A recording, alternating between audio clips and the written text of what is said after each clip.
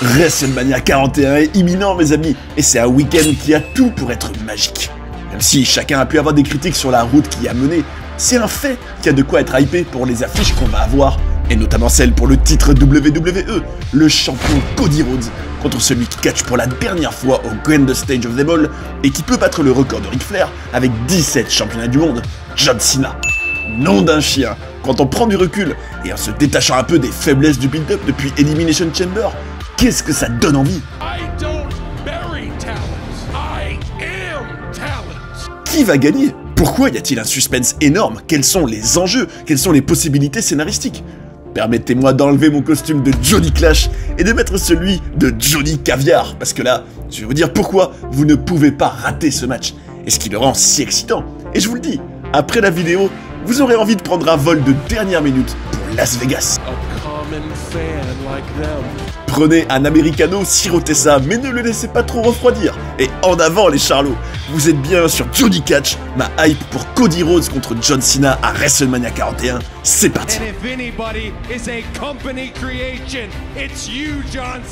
Des charlatans, hein? Des charlatans. C'est ce que je me disais dans ma testasse, mes amis, face au build-up de John Cena contre Cody Rhodes pendant un bon moment. Et plus précisément, depuis Elimination Chamber, on avait un heel turn qui sortait un peu de nulle part, John Cena qui manquait un peu de logique et de cohérence dans sa nouvelle posture, qui était pas très bon et pas très convaincant par moment dans son nouvel acting, on va dire, en tant que méchant. Cody Rhodes qui n'était pas brillant non plus, même s'il y a eu des bonnes choses. Mais à ce moment-là, je vous dis, ça suffit. Ça suffit. Pourquoi ? Parce que c'est vrai que, évidemment, on peut avoir des critiques légitimes sur le build-up, mais il n'en demeure pas moins vrai, et c'est ça le sujet de la vidéo, que je suis quand même méga hypé pour Cody Rhodes contre John Cena à WrestleMania 41, probablement le main event de la nuit 2, à moins qu'il nous fasse un tour d'abruti, on va dire, même si c'est pas vraiment un truc d'abruti, hein, il pourrait très bien choisir de mettre le triple threat Roman Punk Rollins en main event de la nuit 2. Mais, en tout cas, on a quand même l'impression que ce sera celui de la nuit 2 et le vrai main event. Donc c'est pas rien, c'est le match le plus important de cette édition du Showcase des Immortels. Et je vais vous dire pourquoi je suis hypé. Premier point, et c'est pas des moindres, le suspense. Le suspense, vous vous rendez compte, bon sang, à quel point le suspense est énorme, et qu'est-ce que c'est génial quand on a une affiche comme ça. Alors, c'est vrai que la dernière fois, c'était peut-être WrestleMania 40, Roman Reigns contre Cody Rhodes 2, qui était avec autant de suspense peut-être. Vous savez, à l'époque, donc main event qui a mené à la victoire de Cody, évidemment, Bloodline Rules, les interventions, The Rock, Cena, l'Undertaker, enfin bref, c'était de la folie. Et à ce moment-là, c'est vrai qu'il y avait du suspense énorme. Mais peut-être qu'il y en a tout autant cette année, hein. Pourquoi? Je vais vous le dire. Déjà, rendez-vous compte, Cody Rhodes est champion, en tout cas il va arriver à WrestleMania en étant champion depuis 1 an. 1 an de règne, c'est pas rien. Alors c'est vrai qu'on a l'impression que les règnes longs sont devenus une normalité maintenant à la WWE, mais en soi ça l'est pas, hein.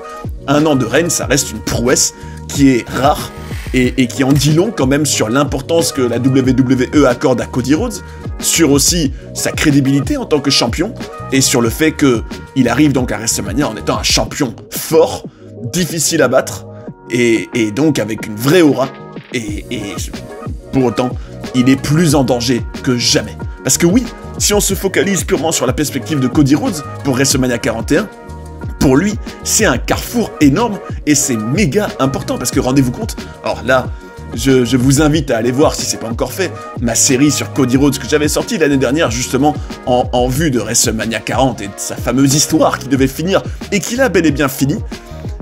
Il doit justement, cette fois-ci, non pas finir son histoire, parce que celle-là, il l'a finie, mais quel sens ça aurait si au final, il perd sa ceinture, il défend pas son histoire, il la perd elle aussi d'une certaine manière, et il retourne au placard, ou pas au placard, mais en tout cas, imaginez quelle catastrophe ce serait pour Cody Rhodes si après tout ce ramdam pour être champion, pour enfin réaliser son rêve, pour réussir ce que son père n'a jamais réussi, si après tout ça, il perd, et qu'il n'a plus le titre, ah franchement, je pense que ça, on va dire, son personnage en prendrait un sacré coup. Et puis il faut aussi le reconnaître, c'est vrai que, je l'ai dit moi-même, je trouve que la ceinture a donné une autre dimension à Cody Rhodes et qu'il en a beaucoup besoin. Et c'est pas forcément un reproche, hein. C'est aussi normal qu'une ceinture aussi prestigieuse avec son histoire, avec aussi le fait qu'il a détrôné Roman Reigns et le règne le plus marquant de l'ère moderne pour y arriver. c'est vrai que ça lui a donné un peu une autre dimension à ce Cody Rhodes. Et tant mieux pour lui, je suis heureux pour lui, parce qu'il le mérite, parce que c'est un super champion et un excellent poster boy. J'insiste là-dessus, vraiment sur ça, vous m'entendrez pas dire le contraire. Et bref, je me dis, c'est vrai que pour lui, il faut gagner. Il faut surtout pas perdre cette ceinture, parce que son personnage pourrait en payer le prix fort, hein, ça pourrait le desservir, ça pourrait peut-être le rendre moins pertinent, moins important, et puis même, d'un point de vue purement scénaristique, rendez-vous compte, tu t'es battu comme un chien pendant des années en réalité, hein, avant même son retour à la WWE, pour arriver au toit du monde. Si c'est pour ensuite perdre ta place, alors même s'il est resté 1 an certes, mais perdre sa place tout court, c'est un drame, et on imagine, vu à quel point Cody Rhodes, il s'est battu pour cette place-là, il doit la défendre, il doit surtout pas la perdre. Ah non, il doit pas la perdre. Et c'est vrai que, en général, dans le catch, on se rend compte à la WWE qu'on a souvent des scénarios où on veut voir le challenger, Babyface par exemple, réaliser son rêve, atteindre son objectif et arriver par exemple à être champion. Mais en soi, quelqu'un, un Babyface en l'occurrence, qui a déjà réussi son rêve, mais qui doit maintenant conserver son titre, et on se rend compte comme ce serait vraiment très mauvais pour lui de le perdre, et à quel point il y est attaché, à quel point c'est tout son sens d'avoir ce titre et d'être au top de la compagnie. On se dit, bah là finalement, c'est pas une situation où il doit aller conquérir, c'est une situation où il doit défendre et protéger son rêve, et c'est tout aussi intéressant. C'est un peu comme, vous savez, un sportif, un club de foot, un combattant de l'UFC, un joueur de tennis, peu importe, qui aurait un titre sur lequel on va dire il repose beaucoup, et puis surtout qui compte énormément pour lui, et qui veut à tout prix défendre, et que c'est méga important. Finalement, c'est tout aussi excitant que quelqu'un qui va aller conquérir, hein. Là, c'est Cody qui doit défendre. Bref, vous aurez compris, sur cette idée-là, je trouve que c'est hyper intéressant, et puis surtout, donc non seulement son personnage peut perdre beaucoup, donc il a vraiment tout intérêt à rester champion, lui, et surtout, n'oublions pas que de la perspective de Cody Rhodes, il affronte celui, et ça, alors si vous avez vu la série que j'avais faite sur Cody Rhodes, sinon, allez la voir, non d'un chien après cette vidéo, allez la voir, régalez-vous, rendez-vous compte, plusieurs épisodes sur toute la vie et la carrière de Cody Rhodes, dans les moindres détails, avec plein d'anecdotes que vous aurez probablement pas encore entendues. Vous allez vous régaler, et si vous l'avez pas encore vu, en tout cas, allez la voir, et si vous l'avez déjà vu, vous serez donc au courant que John Cena était le mec qui était au top pendant toutes les années où Cody Rhodes était dans les égouts. C'est vrai. En tout cas, qu'il était en galère et qu'il réussissait pas à arriver au top de la WWE, et il voyait John Cena au sommet. Alors non pas avec jalousie, hein, mais avec inspiration.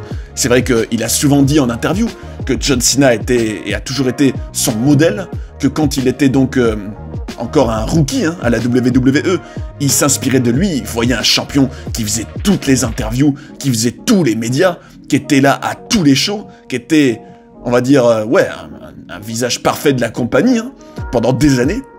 Et clairement, on a l'impression que Cody Rhodes, c'est le John Cena des temps modernes maintenant, en tout cas en termes d'implication, en termes de ce qu'il fait en tant que champion, et c'est tout à son honneur. Et on se dit, quelle symbolique pour lui d'affronter John Cena, d'affronter le gars qui, pendant que lui était Stardust, était un des visages de la fédération. C'est très marquant. Donc pour lui, le défi est très important. Et si on se place maintenant de la perspective de John Cena, c'est tout aussi marquant. Rendez-vous compte que John Cena, là, a l'opportunité de gagner le titre et donc d'être champion pour la 17e fois de sa carrière, ce qui n'a jamais été fait auparavant.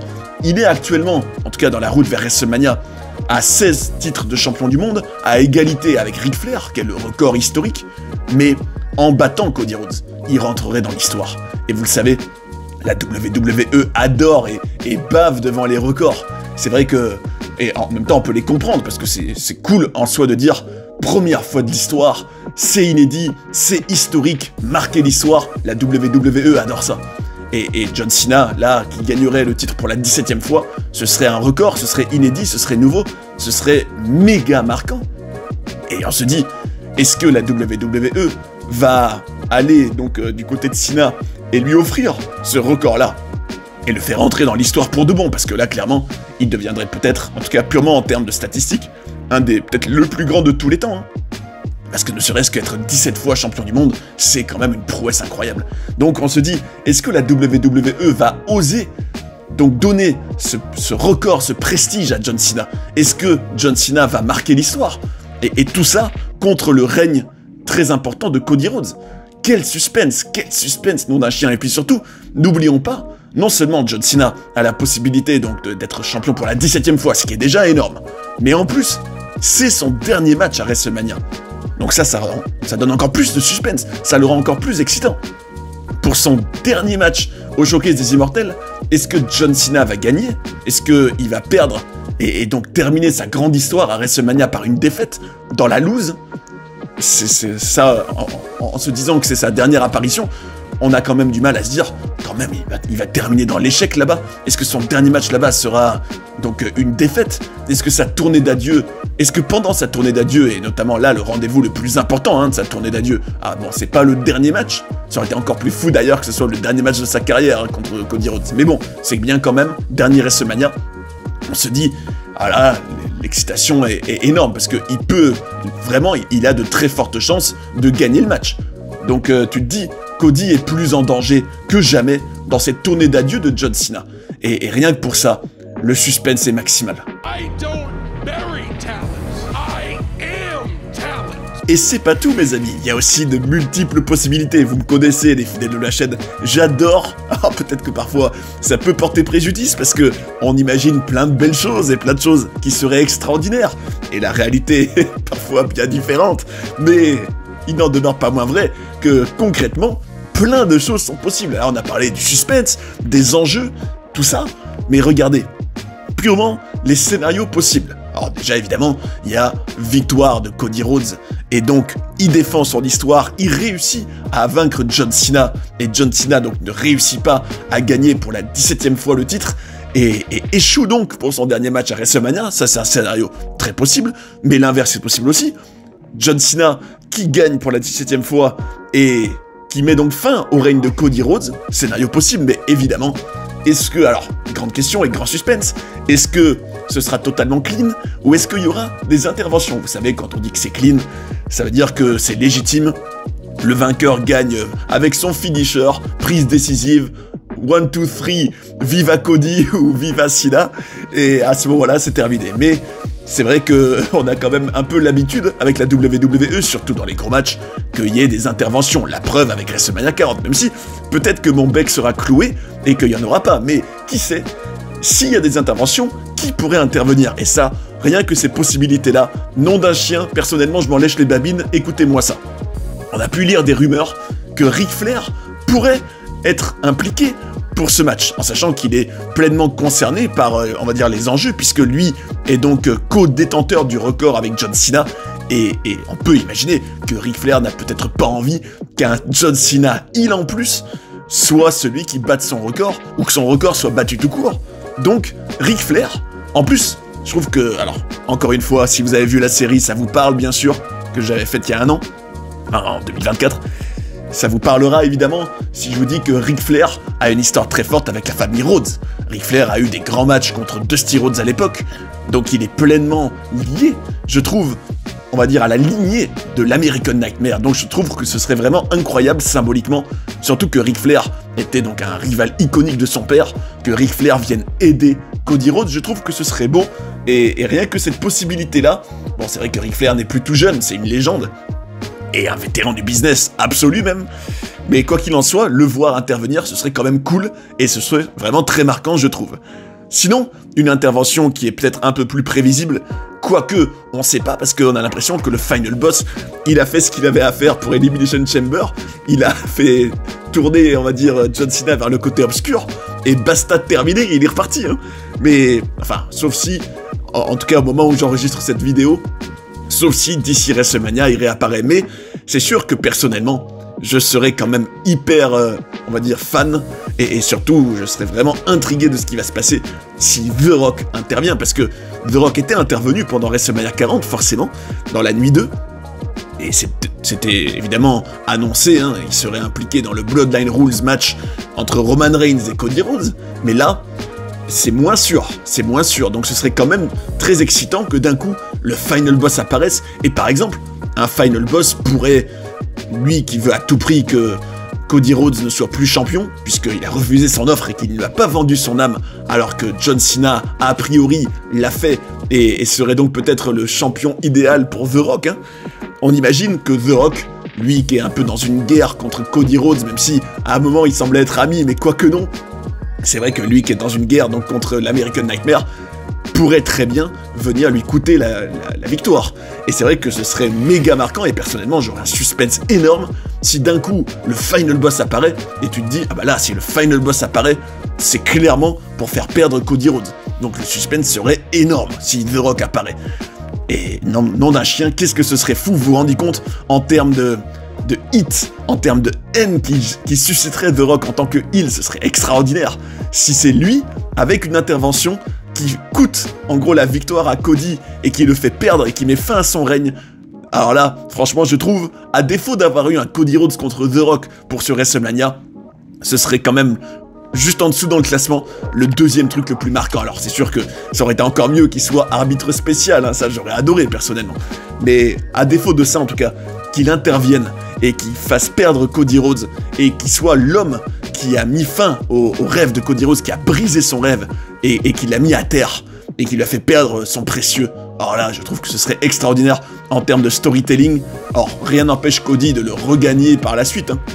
Mais en tout cas, que ce soit marqué par ça sur WrestleMania, The Rock qui met fin au règne de Cody Rhodes, ce serait dingue. Ah, ce serait dingue. Franchement, rien que pour cette possibilité-là, je serais dans tous mes états devant. D'ailleurs, n'oublions pas qu'une autre possibilité qui me fait rire, alors même si en soi, elle est quand même pas super drôle, c'est juste que c'est quand même dingue que ce type-là puisse avoir peut-être un rôle à ce WrestleMania, mais c'est vrai que tout ce ramdam avec Travis Scott là, alors, personnellement, je vous l'ai dit, j'ai déjà parlé des célébrités à la WWE, j'en avais profité pour un peu déverser ma colère sur ce type. Moi, Travis Scott, je l'aime pas, hein, je vous le dis. Enfin bon, après attention, on n'est pas là pour juger quoi que ce soit, je ne connais pas l'être humain évidemment, mais ce qui est certain c'est que Travis Scott, ce qu'il avait fait à Elimination Chamber en frappant Cody pour de vrai, c'était quand même pas cool du tout, vraiment pas cool du tout.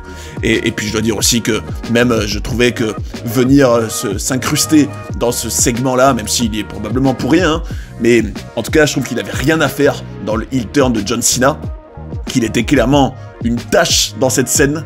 Mais d'un autre côté, ce qu'il a fait est quand même assez marquant, hein, mine de rien. Il a quand même frappé Cody Rhodes, a priori, de manière pas du tout professionnelle.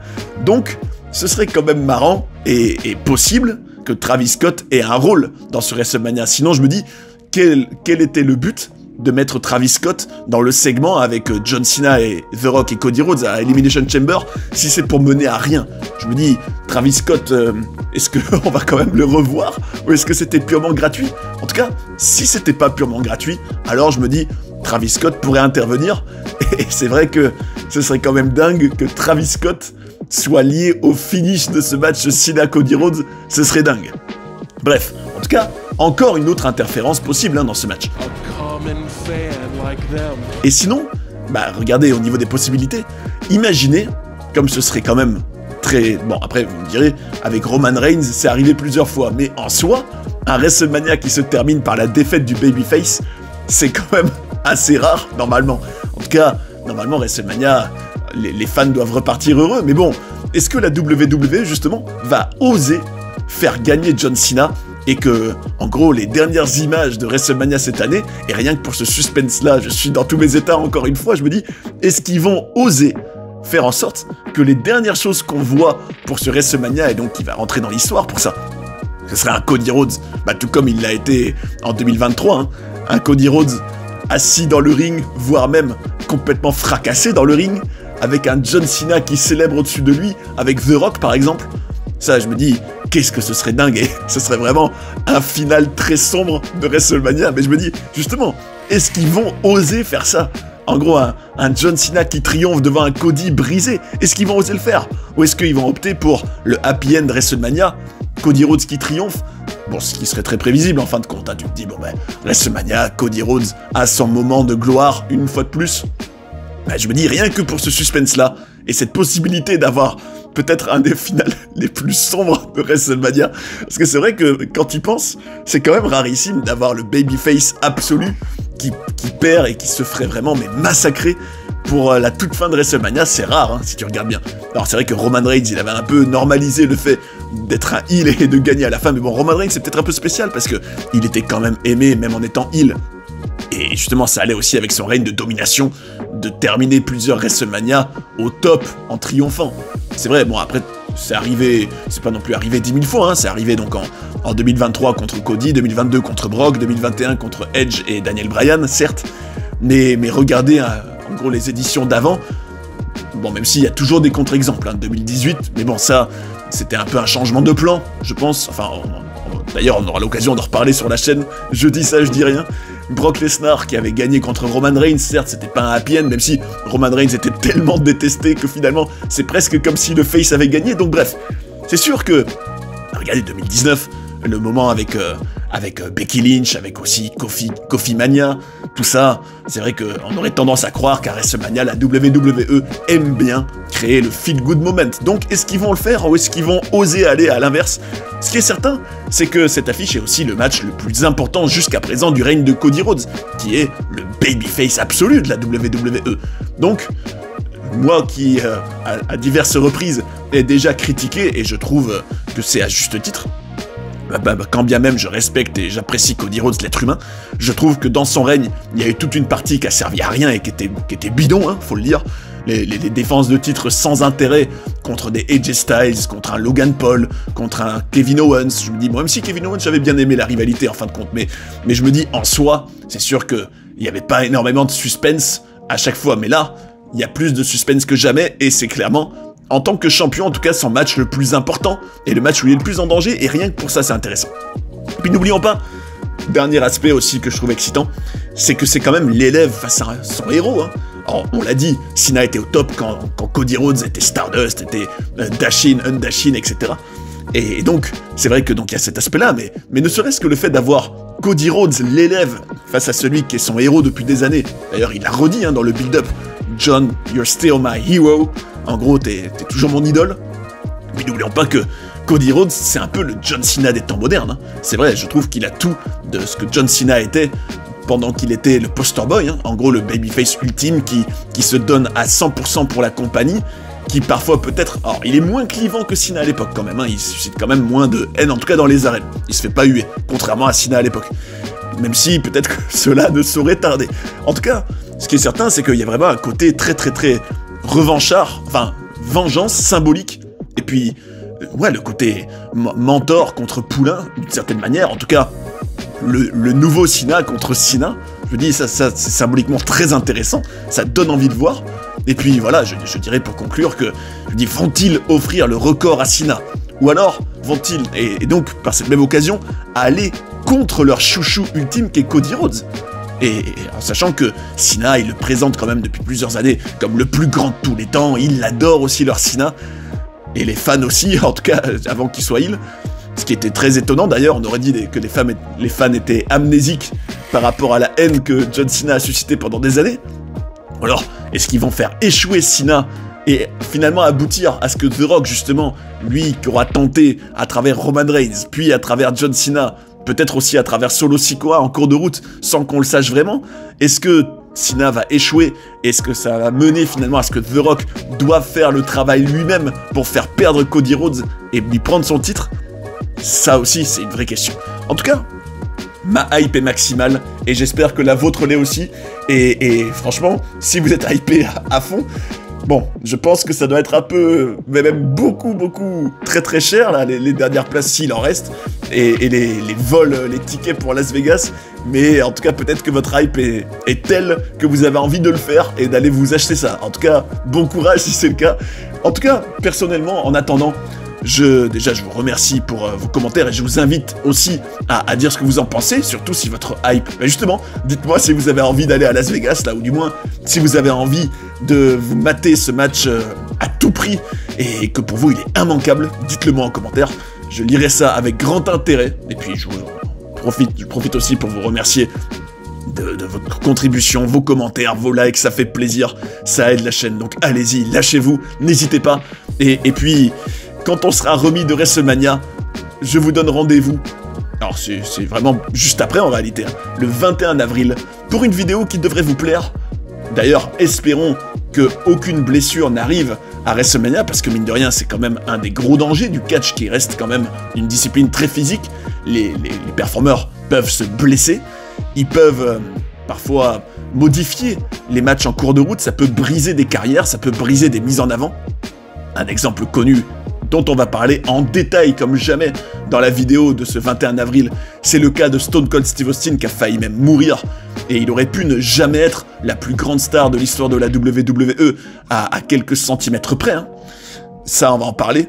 Donc là, vous avez compris, on va parler des pires blessures de l'histoire de la WWE et surtout l'impact qu'elles ont pu avoir sur certains catcheurs, sur certaines carrières, sur certains destins et des choses qui se sont passées à la WWE qui auraient pu ne jamais arriver. Tout ça est passionnant. Ça te fait aussi réaliser à quel point des fois le catch et une carrière ne tient à rien. Et tout ça, on va le regarder ensemble avec passion et en se régalant le 21 avril. Donc soyez au rendez-vous, mes amis. Vous serez juste remis de WrestleMania, en tout cas j'espère, et on aura la réponse de qui aura gagné, et on verra si ça aurait été à la hauteur d'ici là. En tout cas, espérons que ce Cody Rhodes contre John Cena tienne toutes ses promesses. D'ailleurs, si vous avez envie de découvrir des documentaires sur des personnages incroyables, ou d'apprendre plein de coulisses et de controverses de la WWE, j'ai tout ce qu'il vous faut ici. J'espère que vous avez passé un bon moment devant cette vidéo, et je vous invite à rester sur Johnny Catch pour en voir d'autres. A tout de suite. And that's the bottom line, 'cause Stone Cold said so.